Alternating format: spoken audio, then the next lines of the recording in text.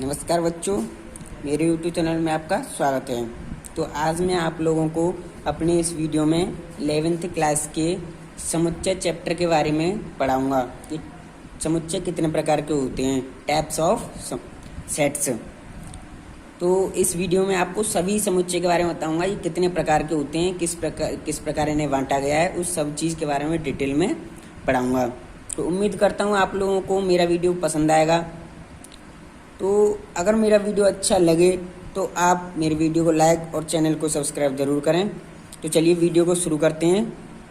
सबसे पहले है समुच्चयों के प्रकार।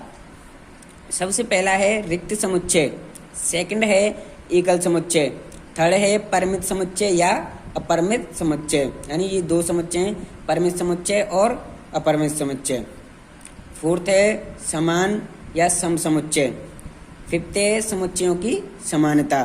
तो सबसे पहले पढ़ते हैं हम लोग रिक्त समुच्चय के बारे में कि रिक्त समुच्चय क्या होता है, जिसे इंग्लिश में हम एम्प्टी सेट्स कहते हैं।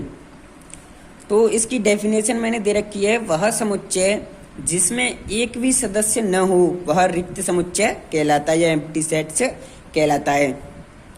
तो कौन सा सेट्स ऐसा बन सकता है, जैसे मैं कहूँ कि एक एग्जाम्पल के तौर पर मैं एक एग्जाम्पल लेता हूँ कि एक ऐसी संख्या बताइए जो 4 से छोटी हो और 5 से बड़ी हो। तो क्या ऐसा संभव हो सकता है? 4 से छोटी और 5 से बड़ी, क्या ऐसा संभव हो सकता है कि 4 से छोटी और 5 से बड़ी हो? तो ये संभव नहीं हो सकता, इसलिए क्या है ये रिक्त समुच्चय। या मैं एक एग्जाम्पल लूं कि क्या कोई 400 साल पहले का व्यक्ति अभी जिंदा है? तो क्या ऐसा संभव हो सकता है? कभी भी संभव नहीं हो सकता है। 400 साल पुराना व्यक्ति कभी जीवित पृथ्वी पर रह ही नहीं सकता। तो ये क्या है? रिक्त समुच्चय। अब सेकंड पर आते हैं हम एकल समुच्चय। एकल समुच्चय क्या होता है, जिसे इंग्लिश में सिंगलेटन सेट्स कहते हैं। इसकी डेफिनेशन है, वह समुच्चय जिसमें केवल एक सदस्य हो या एक अवयव हो वह एकल समुच्चय या सिंगलटन सेट कहलाता है। यानी कि ऐसा समुच्चय जिसमें केवल एक अवयव हो वह एकल समुच्चय कहलाता है। उदाहरण जैसे मैंने दे रखा है, सोमवार और बुधवार के बीच में क्या आएगा? तो आप लोग आसानी से बता सकते हैं कि सोमवार और बुधवार के बीच में मंगलवार आता है और इसमें केवल एक ही अवयव आ रहा है, एक ही सदस्य आ रहा है। तो ये क्या होगा? एकल समुच्चय होगा। अब सेकंड उदाहरण है, 6 और 8 के बीच में कौन सी पूर्ण संख्या आएगी?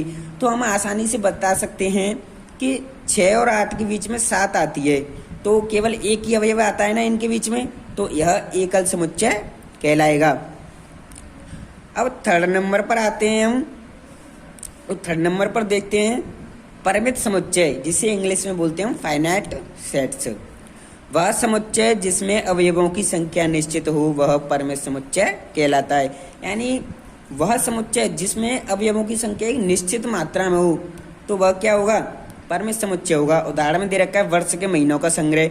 तो हम वर्ष के महीनों का संग्रह आसानी से निकाल सकते हैं, क्योंकि एक वर्ष में केवल 12 महीने होते हैं, तो उनका संग्रह हम आसानी से निकाल सकते हैं ना। तो ये क्या होगा? परिमित समुच्चय।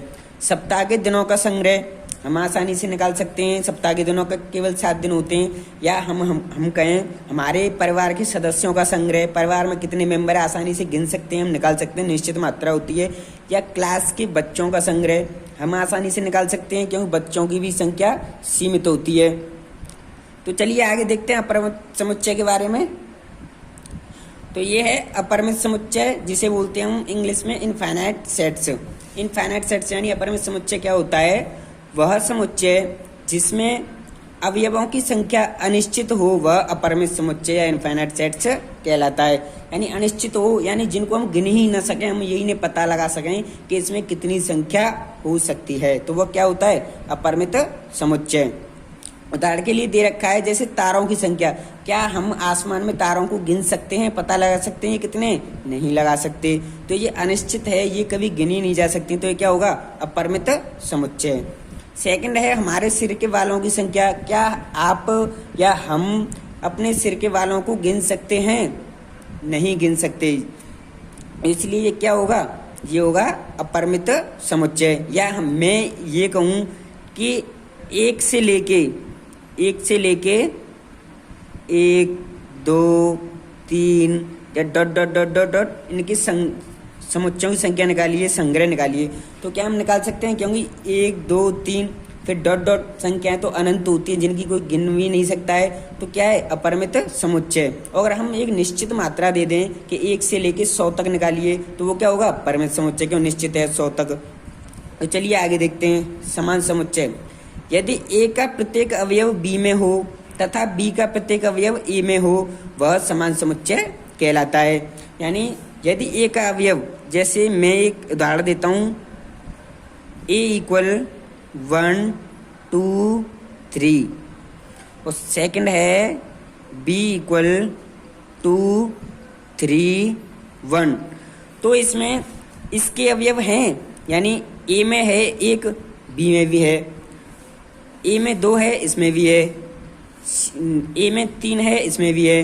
यानी उल्टा सीधा कैसे भी लिख दो कोई प्रॉब्लम नहीं है, लेकिन अवयव मैच करना चाहिए, मिलना चाहिए, तो वह क्या होता है समान समुच्चय।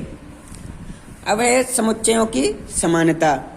इसकी डेफिनेशन है 2 समुच्चय जिनमें अवयवों की संख्या समान हो, समान समुच्चय कहलाता है।